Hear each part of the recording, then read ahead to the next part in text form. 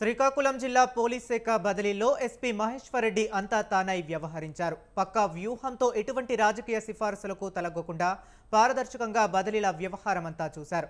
జిల్లా ఎస్పీ దగ్గరుండి మరీ బదిలీల కౌన్సిలింగ్ ప్రక్రియ నిర్వహించారు. పాలకుల కక్ష ఒత్తిళ్లతో ఇబ్బందులు పడుతున్నామని వస్తున్న ఆరోపణలకు అవకాశం లేకుండా బదిలీలు సంతృప్తికరంగా పూర్తి స్థాయిలో జరిగాయంటున్నారు. మొదటి విడత బదిలీలో ఎస్పీ మహేశ్వర్ రెడ్డి కఠినంగా వ్యవహరించారు.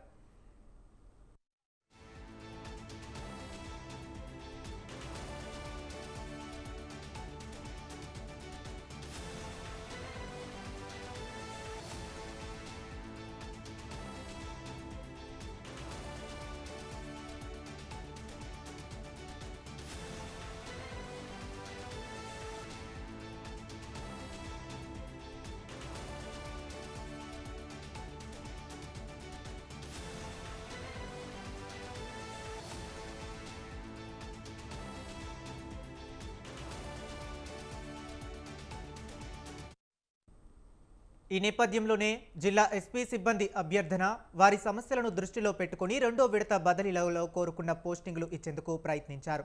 కొంతమంది బాధపడినా 80% వరకు బదిలీలపై వెళ్లిన పోలీసులు సంతృప్తికరంగా సక్రమంగానే జరిగాయని అంటున్నారు. బదిలీల్లో రాజకీయ సిఫారసులు పట్టించుకోలేదని కొందరు ఎస్పీపై ప్రశంసలు కురిపిస్తుంటే మరికొందరు తప్పు చేసిన వారిని పనిష్మెంట్ పేరుతో సుదూర ప్రాంతాలకు తరలించారని అంటున్నారు.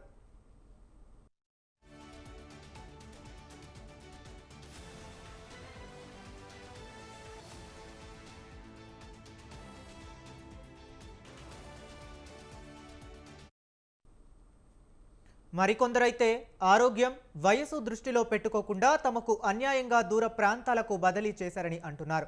ముందుగా బదిలీ అయిన వారిలో దాదాపు 221 మంది ఏఎస్ఐలు, హెడ్ కానిస్టేబుళ్లలో ఇలా బాధపడిన వారే ఎక్కువ. పోనీ పనిష్మెంట్ల పేరిట పంపించేవారంటే అది కాదని బాధపడేవారు కొందరున్నారు. ఇంతవరకు జరిగిన బదిలీలో చాలా వరకు అన్యాయం జరిగిందని గుర్తించారు.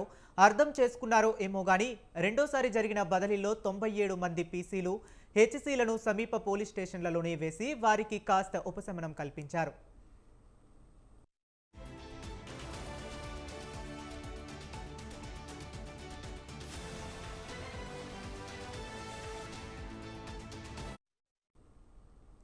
పంచాయతీ సచివాలయ మహిళల పోలీసుల బదిలీలతో మహిళా పోలీసులు అయోమయంలో పడ్డారు. బదిలీ అయిన సచివాలయ మహిళా పోలీసులు కూడా తమ గోడును వాట్సాప్ గ్రూపుల్లో షేర్ చేస్తూ తమ బదిలీలకు సంబంధించి పెద్ద చర్చనే జరుగుతుంది. తమ కుటుంబం, పిల్లలు ఆరోగ్య సమస్యలనైనా దృష్టిలో పెట్టుకుని వారికి పక్కనున్న సచివాలయాల్లో గానీ 1-2 మండలాలు దాటైనా బదిలీ చేసుంటే బాగుండేదని కోరుతున్నారు.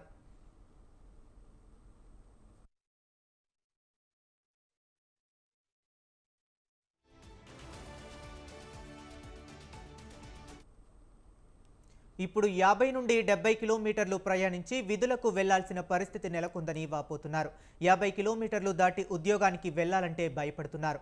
స్కూటీలపై వెళ్లి ఎక్కడ ప్రమాదాలకు గురై ప్రాణాల మీదకు తెచ్చుకుంటారేమోనని భయాందోళన చెందుతున్నారు.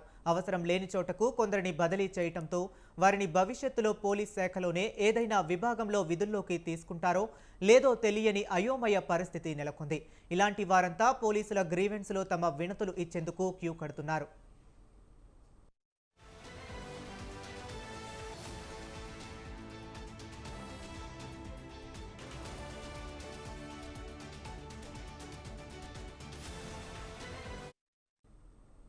దాదాపు కూటమి పాలన వచ్చినప్పటి నుంచి వైఎస్ఆర్సీపీ ముద్రతో పాటు వివిధ కారణాలతో విఆర్లో ఉన్న సిఐలు, ఎస్ఐలు, ఇతర పోలీసులకు ఎక్కడా పోస్టింగ్ ఇవ్వకుండా ఇప్పటికీ ఇబ్బందులకు గురవుతున్నారు.